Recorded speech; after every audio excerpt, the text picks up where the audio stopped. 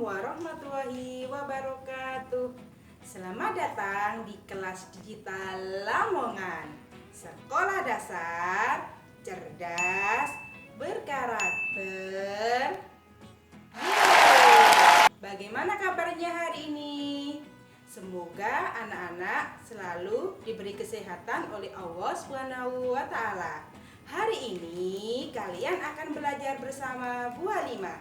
Bu Halimah berasal dari SDN Dekat Agung, Kecamatan Sugio.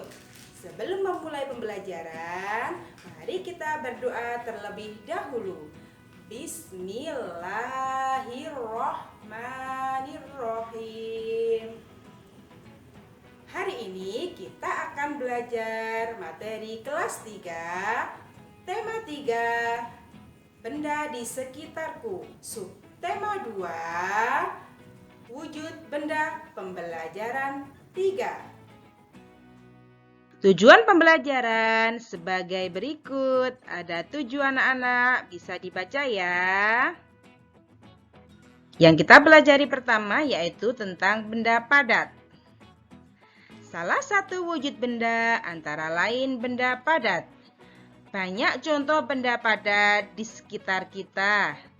Ada batu, ada pensil, ada juga kursi. Mengapa benda-benda tersebut digolongkan sebagai benda padat?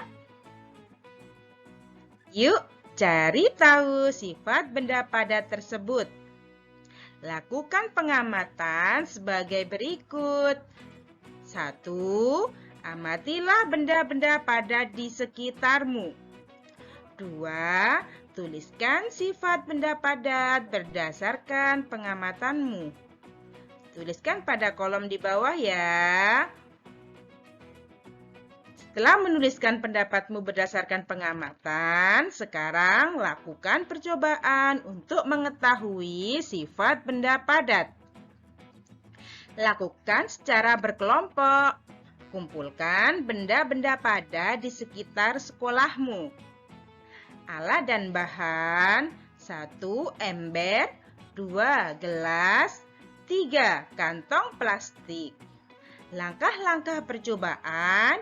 Yang pertama, masukkan benda yang kamu kumpulkan ke dalam ember, kemudian ke dalam gelas, dan terakhir ke dalam kantong plastik. Catatlah hasil percobaanmu ke dalam tabel di bawah ini. Lihat contoh nomor 1. Contoh yang pertama, Ibu menggunakan benda padat yaitu pensil yang Ibu masukkan ke dalam ember. Setelah Ibu masukkan ke dalam ember, lalu Ibu masukkan ke dalam gelas. Dan terakhir Ibu masukkan ke dalam kantong plastik.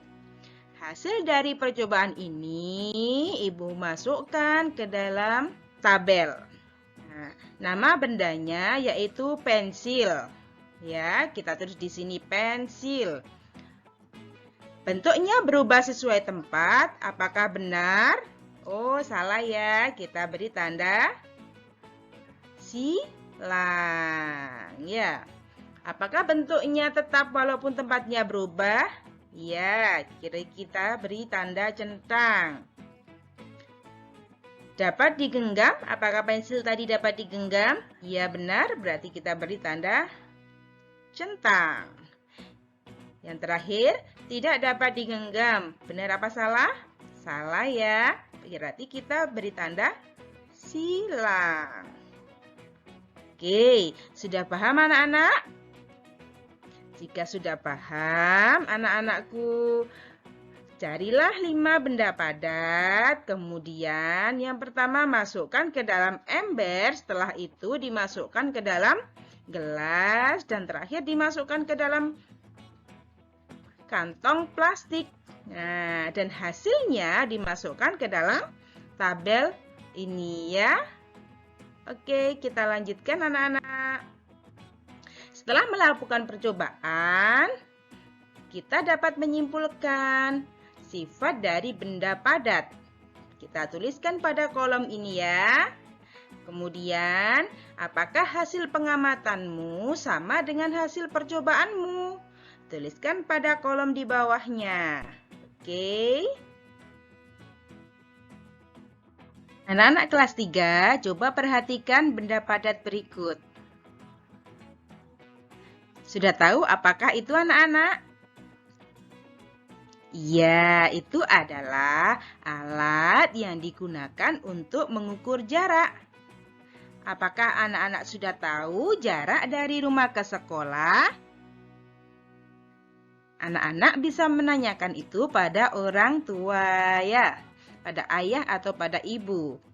Nah, sekarang kita akan mempelajari cara menghitung jarak. Di sini ada contohnya. Rumah Dayu berjarak 6 km dari sekolah. Dan jarak dari sekolah ke pasar 7 km. Berapakah jarak yang ditempuh Dayu dari rumah ke pasar? Berikut gambarnya. Ini rumah Dayu, ini sekolah, dan ini pasar ya. Dari rumah ke sekolah ada 6 km. Sedangkan dari sekolah ke pasar ada 7 km ya. Cara menghitungnya bagaimana? Rumah Dayu ke pasar ya.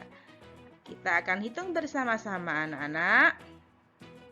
Jarak yang ditempuh Dayu dari rumah ke pasar adalah jarak dari rumah ke sekolah yaitu 6 km ditambah jarak dari sekolah ke pasar 7 km. Sehingga hasilnya 13 km. Ini anak-anak caranya anak-anak. Bagaimana? Sudah paham? Jika sudah paham, coba diselesaikan soal mengenai jarak berikut ini ya anak-anak ya. Ada 2 nomor. Setelah mengukur jarak, mari kita bernyanyi bersama. Apakah suara musik termasuk benda? Tentu saja tidak. Mengapa? Karena suara musik tidak mempunyai massa ataupun menempati ruang atau volume. Mari kita menyanyikan lagu barisan musik sambil menggerakkan kaki. Gerakkanlah kakimu dengan 2 jenis gerakan, gerakan yang lemah lembut dan gerakan yang kuat. Lakukan dengan iringan lagu di bawah. Lakukan gerakan kaki yang telah diajarkan sebelumnya ya, seperti pada gambar. Berikut akan Ibu putarkan lagu barisan musik.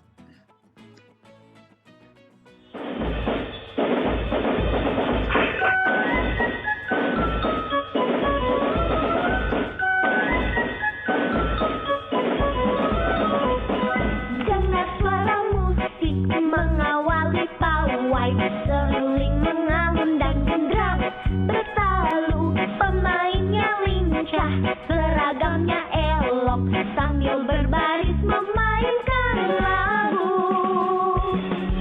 Suasana pun riang, siapapun senang, sorak-sorai para penonton mengeluhkan. Suasana pun riang, siapapun senang, sorak-sorai para penonton terkesan.